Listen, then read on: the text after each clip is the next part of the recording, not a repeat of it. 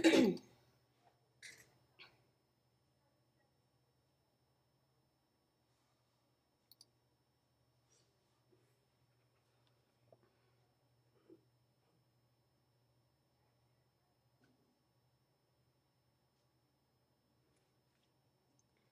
one thing that deaf people never talk about is money and finances. So today we're going to talk about joy of learning and sharing your learning with others. That was how I was growing up, and that's what we'll talk about today. In the deaf community, I'm very excited that this is happening. So we have deaf schools, we have deaf lawyers, we have 300 deaf lawyers, we have many deaf students, we have deaf CPAs, we have deaf engineers, and more deaf teachers. We have deaf principals, superintendents, and presidents. If we look back 20 years ago compared to today, there's a lot more progress with having famous people. And that's a challenge in the deaf community.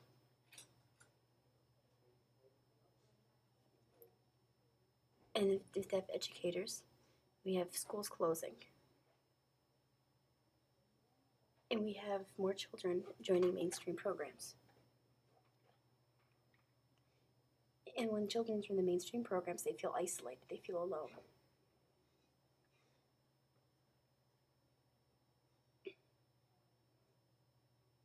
And there's the discussion, is a mainstream program better than a deaf school? And we're ready to meet today's challenges with the world.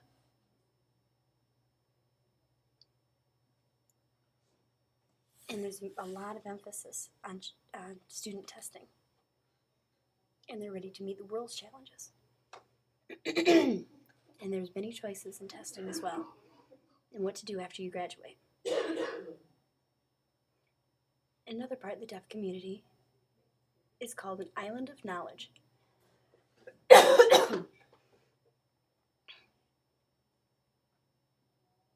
And it's illegal and accounting and science. There's just many different areas, and that's very good, but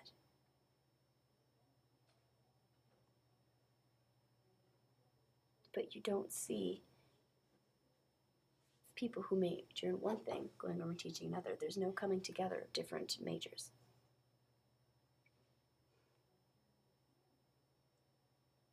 And that's a challenge. And what are we going to do about those challenges from this point on?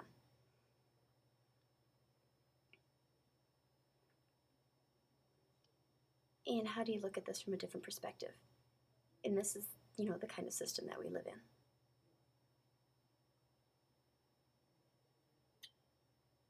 Before, when we worked, we had to be professional and skilled enough. But today, we see just knowledge in one thing, and it's just not enough.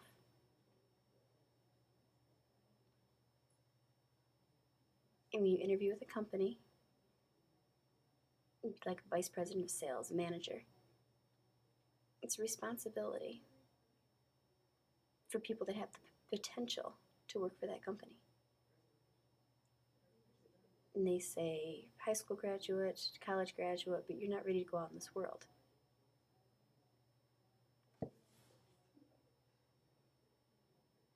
Maybe you know a lot about one thing, but that's just not enough anymore. If I have knowledge about this, plus knowledge in all these other areas, then that's better. I can add to that. Add to the skills. And the problem of not having enough skills is resolved. We can share ideas back and forth. And you can share a different perspective on that. The bright vice president of that skills management will most often hire people that are the same. And they look for good people to join their companies.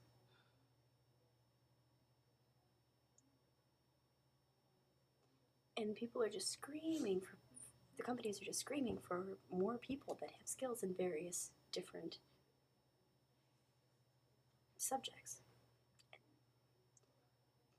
but there's too much emphasis on testing. And people these days just aren't meeting these demands.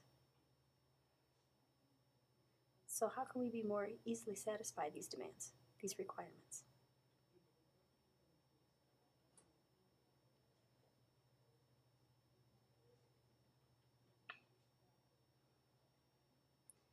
When I grew up, it had a very big impact on me. My philosophy professor, he was friends with all the other different areas of studies: Spanish, physics, science, philosophy. And I found myself learning a little bit from each of them.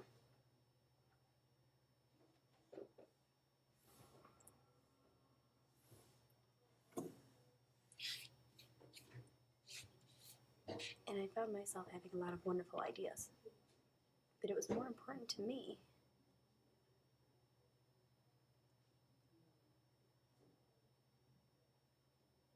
and with these ideas how I view the world, and how it applied to the world and how it didn't apply. But I saw the possibilities between the ideas of success and what wasn't successful. And I applied those ideas to see what happened. Part of this presentation is to share with you all the possibilities that the deaf community can hold. And we encourage them to keep trying, keep learning, and share their knowledge with everyone else.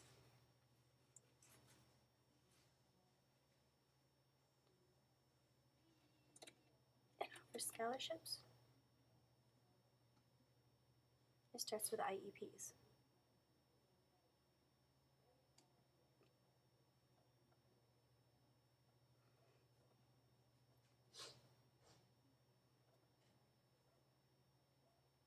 And will show the development of skilled people.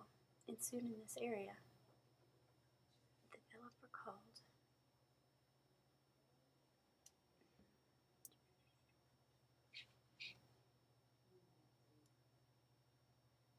people often think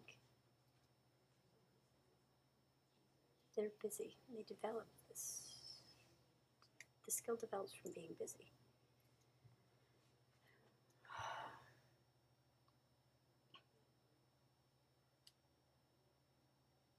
And accounting and financing and schooling and everything, all these ideas.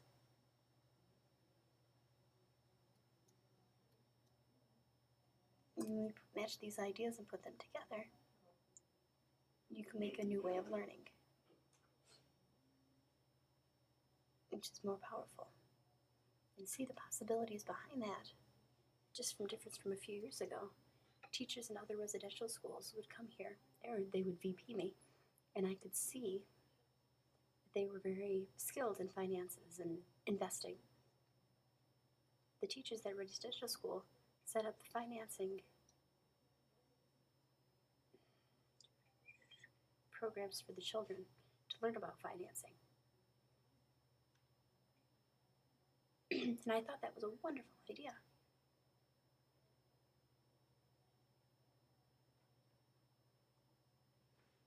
And they had a license for the other schools to follow at other places. And that idea would spread out. And that's a good example of IE. If you want to build new ways of teaching, new programs at the residential schools, then that idea needs to spread out. And through computers and through technology and through different websites, the idea can get out and it can become mainstream that public schools can use this as well. And that is a possibility. So IE, you know, just the general words.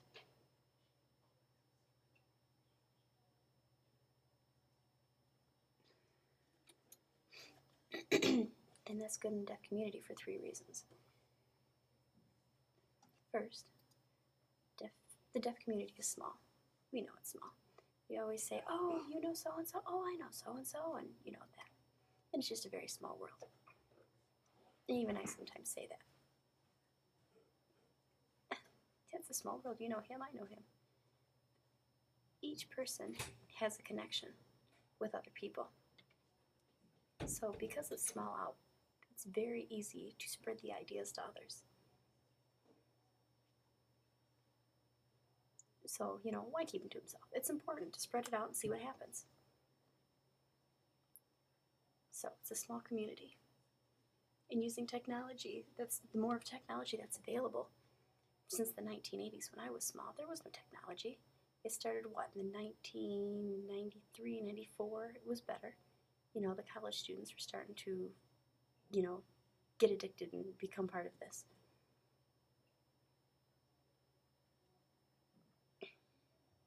And that's how it started in the dorms. So it was just a very simple process. And it was connected and it was important for others as well. And the deaf students became very, very skilled with the new technology. And that process continued. Now we've got the texting all day. They're texting and they're on the internet and on the websites.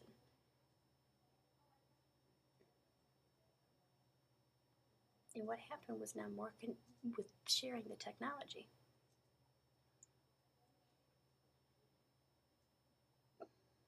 And now the third thing is the use of ASL. And now we can see we have wonderful teachers. They teach ASL. And the ASL teacher is being taught in math and physics and science and all this other stuff. So I think that's possible for some examples of how you really work. That will really work.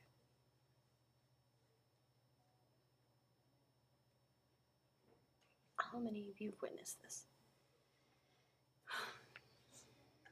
It started back in 1994. Up to that point, it was a small world. People only knew what they knew. Up to that point, about 1996, up to that point, it started spreading out. And back in 96, it was very simple. Then what happened? Then the internet began. So up to that point, that knowledge was kept at a minimum. But after that point, when the internet came up, the ideas became worldwide.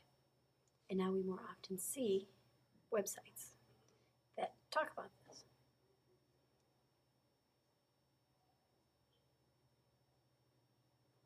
So 2 years later, through open programs, and not just and deaf people with foreign languages in other countries.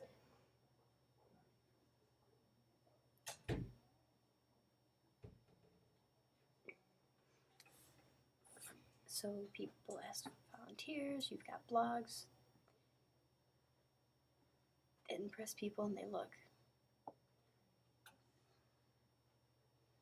So I think about what other people see through here, and I think of different shared ideas, and it's just amazing how fast that the ideas can spread.